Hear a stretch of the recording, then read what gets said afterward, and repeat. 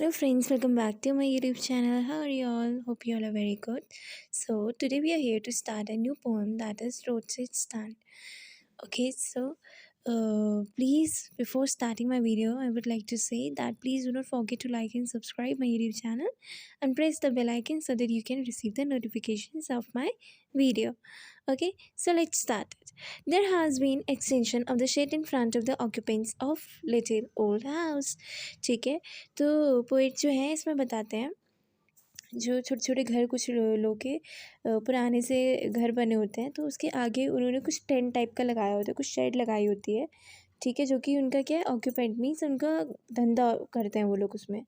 Like आप देखते होगे, कभी आप ट्रैवल करने जाते होगे तो आपने रास्ते में देखा होगा ना, छोटे छोटे घरों के आगे जो दुकानें बनी होती है, टेंट वेंट शेड वेड लगा के, जिसमें फ्रूट्स बेच रहे होते हैं या वहाँ की कोई स्पेशल चीज़ बेच रहे होते हैं, तो उसी के बारे में कुछ पॉइंट बात कर रहे हैं। Furthermore this extension is around the edge of the road where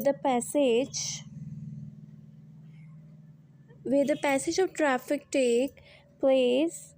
It seems like the shack owners want to implore the passers by to purchase something from the shack. Shack मतलब जो इसी को कहते हैं छोटी मोटी जो झोपड़ी काइंड ऑफ शॉप। हाँ, तो जो वहाँ से गुज़र रहे होते हैं लोग, ट्रैवल करके गुज़र रहे होते हैं, तो वो चाहते हैं, उनको ऐसा लगता है कि ये आएंगे, इनसे कुछ खरीदेंगे, पर these deprive people have a huge desire for the currency. इन लोगों को कुछ नहीं चाहिए, इनको सिर्फ थोड़े से पैसे चाहिए ताकि ये अपनी अच्छी सी लाइफ, थोड़ी सी इनकी लाइफ कंडीशन सुधर सके। तो इसके बारे में ही पोइट ने एक्सप्लेन किया है कि इनकी क्या कंडीशन होती है, रोड से स्थान में जो लोग खड़े रहते हैं उनकी क्या कंडीशन होती है। मतलब सब लोग बस पास होते चले आते हैं, उनसे लेता कोई कुछ नहीं है। Unfortunately the traffic goes fast ignoring the shake. ठीक है, तो इस शॉप को जो है इग्नोर करते हुए ट्रैफिक निकलते रहते हैं। छोटे छोटे टेंट्स लगे होते हैं, जो आप भी होते होंगे, मतलब कभी आप लोग भी जाते होंगे, आपने देखे होंगे रास्ते में, तो हम लोग भी इग्नोर करके चल देते हैं, आगे हम नहीं रुकते हैं। If by chance the traffic does stop, it would come with feeling of disappointment. ठीक है, अगर कभी रुक भी जाते हैं तो उनको डिसअपॉइंट ही करके जाते हैं। कैसे? They are very disturb to see the poor unattractive sign boards.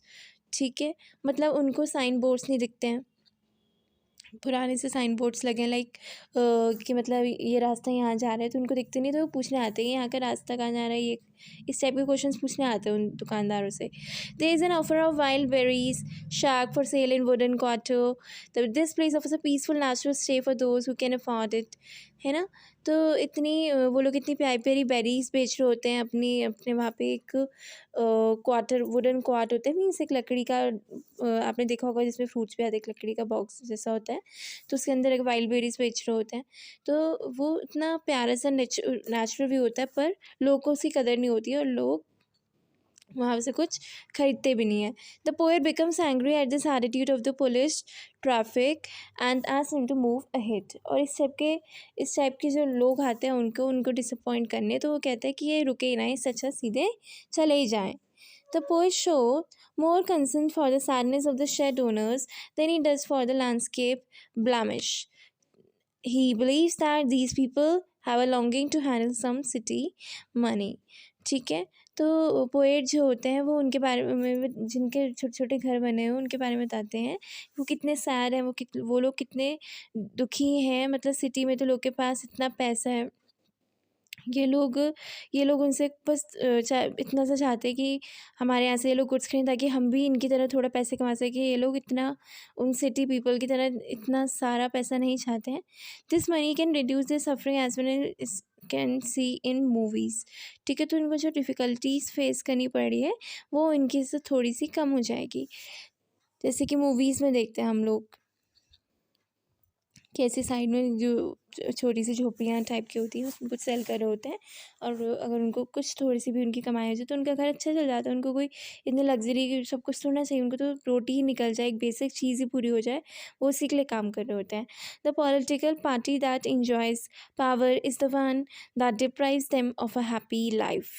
ठीक है, और पॉलिटिकल पार्टी मीन्स जो पुलिस, गवर्नमेंट और इस टाइप के वहाँ के जो भी लोग होते होंगे, ठीक है, जो पावर में हैं, वो लोग क्या कहते हैं कि उनको एक, मतलब उनके अंदर एक झूठी झूठी उनको उम्मीदें दे जाते हैं कि वो भी उनको अच्छी लाइफ देंगे, पर ऐसा कुछ नहीं होता है, उनकी कंडीशन नहीं सुधरती है। The poet makes mention of the news which point out the relocation of the poor villages to the vicinity of shops in theatres. ठीक है। तो पोएट जो होता है उन पुअर विलेजेस की जो पुअर विलेजेस की जो जगह है, मतलब जो उनकी दुकानें जहाँ पे लोकेटेड हैं, वहाँ पे क्या है, थिएटर्स और बड़ी बड़ी शॉप्स हुई, जिससे उनकी छोटी दुकानें भी नहीं चलती है। There were big promises to ensure good care for them, और ऐसा कहा गया था कि उनको प्रॉमिस किया गया था कि उनकी अच्छे से केयर की जाएगी, वहाँ पे बड़े बड़े थिएटर्स या वो सब शॉप नहीं खोली जाएंगी, पर तब भी उन सब झूठे वादे किए जाते हैं उनके साथ।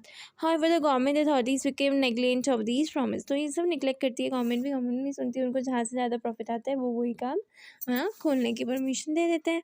Furthermore, the poet is angry at this behavior and calls them greedy courtiers. उनको उनको पोइट्स होते हैं, उनके ऐसे बिहेवियर में बहुत ज़्यादा उनको गुस्सा आता है और उनको लालची लोग कहते हैं। He calls them beast of prey who indulge in the exploitation of poor village. Beast of prey मतलब लाइक शिकार करते हैं ना, लाइक जानवर अपना शिकार करते हैं, वैसे ही ये लोग भी ऐसे ही हैं जो उनको पुअर विलेजर्स को एक्सप्लॉइट करने में लगे रहते हैं, ख़त्म करने में लगे रहते हैं। The villagers pay a very heavy price as they had to lose their land. ठीक है, वो लोग उसका लैंड का बहुत अच्छा खासा रेट भी देते हैं ताकि उनको वो खोना ना पड़ जाए। The civic authorities are successful in fooling these net village. Okay, और इनकी कोई डिमांड्स उनके विलेजेस की कंडीशन में कुछ नहीं सुधारे जाते, अथॉरिटीज़ कुछ काम नहीं करती हैं। They promise them a better life and a good sleep. ये उनको प्रॉमिस करती है कि इनको अच्छी लाइफ देंगे, अच्छी सी चैन की नींद सो पाएंगे, पर ऐसा कुछ होता ही नहीं। उनको बस झूठे झूठे वादे देते हैं कि उनके विलेज को भी सुधारा जाएगा, विलेजेस की कंडीशन को सुधारा जाएगा, है ना।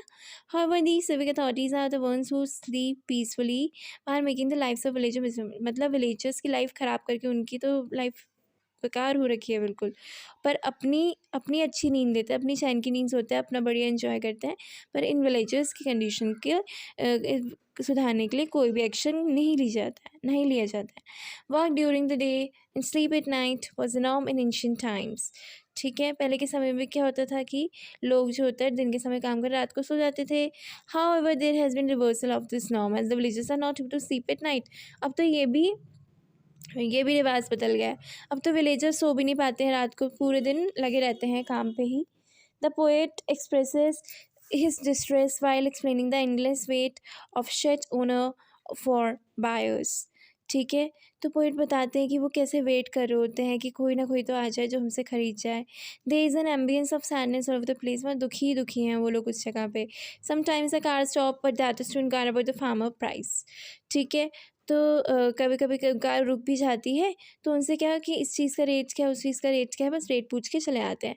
Furthermore other who stop just want to make use of the backyard, उनके जो पीछे का एरिया होता है उसमें अपना एंजॉय करने के लिए, अपना खाने पीने के लिए, थोड़ा पिकनिक जैसा बनाने के लिए रुक जाते हैं। One of the car stop for a gallon of gas. Gallon of gas mean जहाँ पे गैस का आगे कोई प्लांट है, इस टाइप का क्वेश्चन पूछते हैं। More over this demonstrate the sense of alienation between urban and rural life. तो ये बताता है कि कितना डिफरेंस है अर्बन और रूरल लाइफ में। लोग इतना एंजॉय करते हैं, अच्छा अर्न करते हैं, अच्छा लाइफ चलता है। रूरल लोग पूरे दिन अपना कमाने पे ही बस वो अपनी बेसिक नीड्स जैसे तैसे पूरी कर लें, उसी के लिए बैठे रहते हैं सारे दिन, कोई उनकी लाइफ में कुछ भी नहीं होता। The poet regrets the money is not abundant in the country side. Poet को बहुत पछतावा होता है कि कंट्री साइड में पैसा है ही नहीं। Furthermore money can raise spirits while lack of it dampens it. Money जो है वो इनकी इच्छाएं तो बढ़ाता है, बट क्या है कि पर इनके पास उतना मनी है ही नहीं कि उसकी वजह से मतलब ये कुछ अच्छा जी पाए। The villagers have a tendency to express their grievance about a life which has a lack of money. तो विलेजर्स की जो कंडीशन है, जो उनकी लाइफ है, लाइफ की कंडीशन है, क्यों ऐसी है इतनी बुरी, क्योंकि उनके पास पैसे नहीं है, पैसे की कमी की वजह से। Moreover, the poet becomes very emotional and contemplates their pain. तो जो पोएट हैं वो काफ़ी इमोशनल हो जाते हैं और उनकी तकलीफ बताते हैं कि उनके पास पैसे नहीं है, उनके पास तो कुछ भी अपनी लाइफ को एंजॉय करने के लिए कुछ है ही नहीं उनके पास। And he certainly wants to change their lives in one go but understand that this will be the futile act.